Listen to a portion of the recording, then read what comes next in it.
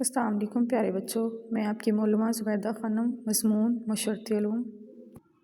آج کا ہمارا عنوان معاشیات، سبق کی پڑھائی صفحہ نمبر 94، 95 اور 96۔ انسان کی بے شمار ضروریات اور خواہشات ہیں۔ سب سے پہلے انسان کی جو ضروریات ہیں وہ بنیادی ہیں، جیسے خوراک، لباس اور مکان وغیرہ۔ باقی سارا زیورات، روپیہ، پیسہ، بینک بیلنس وغیرہ یہ اس کی خواہشات ہیں۔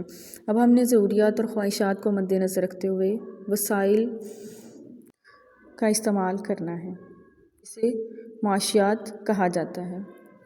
اب بیٹا تعریف جاننے کے بعد سب سے پہلے ہماری ایک سرگرمی ہے صفحہ نمبر 94 پہ۔ سوچیں اور جواب دیں، آپ پچھلی دفعہ کب بازار یا دکان پر گئے؟ وہ آپ نے تحریر کرنا ہے، کون سے بازار گئے یا کون سی دکان پر گئے۔ اس کے بعد بازار یا دکان پر جاتے ہوئے آپ کے پاس کتنی رقم تھی؟ اس رقم سے آپ نے کون سی اشیاء خریدی؟ سب سے پہلے آپ یہاں پر رقم لکھیں گے، رقم کے آگے کتنے آپ کے پاس پیسے تھے۔ اس کے بعد 1، 2 اور 3 چیزوں کے آپ نے نام لکھنے ہیں جو آپ نے بائی کی تھی۔ اب آتے ہیں صفحہ نمبر 96 پہ۔ یہاں پر سب سے پہلے آپ کا ٹاپک ہے معاشیات اور ملک کی معیشت۔ ضروریات، خواہشات اور وسائل کا مطالعہ معاشیات کہلاتا ہے۔ علم معاشیات کی مدد سے ہم یہ سمجھنے کی کوشش کرتے ہیں کہ کس طرح محدود وسائل میں رہتے ہوئے ہم اپنی ضروریات، خواہشات کو پورا کر سکتے ہیں اور کس طرح وسائل کا بہتر استعمال کر سکتے ہیں۔ کسی بھی ملک میں وسائل کا استعمال، اشیاء اور خدمات کی پیداوار، ان کا لین دین اور استعمال اس ملک کی معیشت کہلاتا ہے۔ معاشیات کا علم روزمرہ زندگی میں چیزوں کے درمیان انتخاب اور معاشی فیصلے کرنے میں مددگار ثابت ہوتا ہے۔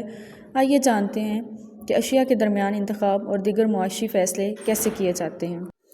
یہ معاشی انتخاب جب ضروریات اور وسائل کو مد نظر رکھتے ہوئے 2 یا 2 سے زیادہ اشیاء کے درمیان انتخاب کیا جائے تو یہ معاشی انتخاب کہلاتا ہے۔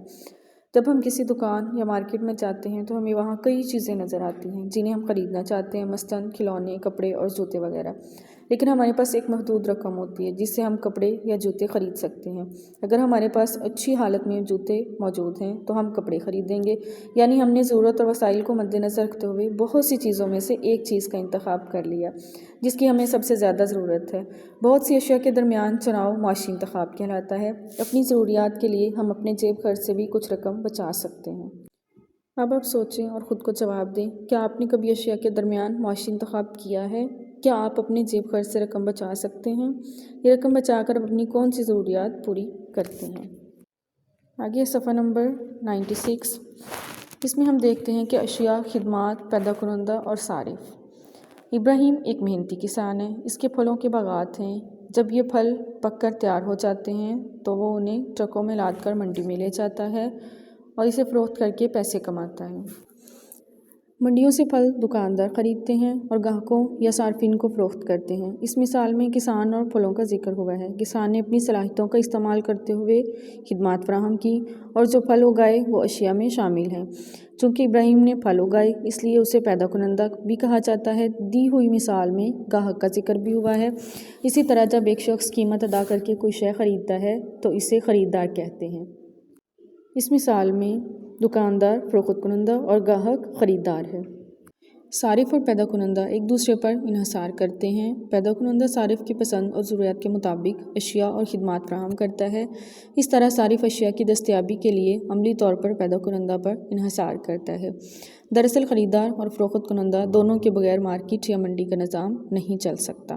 اس کے بعد ہم پڑھیں گے افراط زر، انفلیشن۔ بعض اوقات ہم کہتے ہیں کہ مہنگائی میں اضافہ ہو گیا ہے، سبزیوں، پھلوں اور گوشت کی قیمتیں بڑھ گئی ہیں۔ اس کی ایک وجہ طلب کے مقابلے میں اشیاء کی رسد کا کم ہونا ہے۔ کسی ملک میں موجود اشیاء کی قیمتیں جب مسلسل بڑھتی ہیں تو اسے افراط زر کہتے ہیں۔ قیمتوں میں مسلسل اضافہ مہنگائی کی شکل میں سامنے آتا ہے۔ مثال کے طور پر جو شے آج سے 5 سال پہلے 5 روپے کی تھی، آج اس کی قیمت 50 روپے ہے۔ اس کا مطلب یہ ہے کہ کرنسی کی قدر میں کمی واقع ہوئی ہے اور اس کے نتیجے میں لوگوں کو مہنگائی یعنی افراط زر کا سامنا کرنا پڑا ہے۔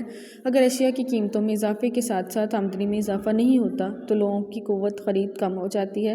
افراط زر کی شرح بڑھنے سے ملک کی معیشت پر بہت برا اثر پڑتا ہے، غربت میں اضافہ ہوتا ہے اور ملک کی ترقی کی رفتار کم ہو جاتی ہے۔ پیارے بچوں، یہ تھی ہماری 3 صفحات کی پڑھائی۔ صفحہ نمبر 94 پر جو آپ کی سرگرمی تھی وہ آپ نے کتاب پر حل کرنی ہے. جو 2 سوالات میں نے پوچھے ہیں وہ آپ نے خود کو ذاتی طور پر ان کے جوابات دینے ہیں. اللہ حافظ.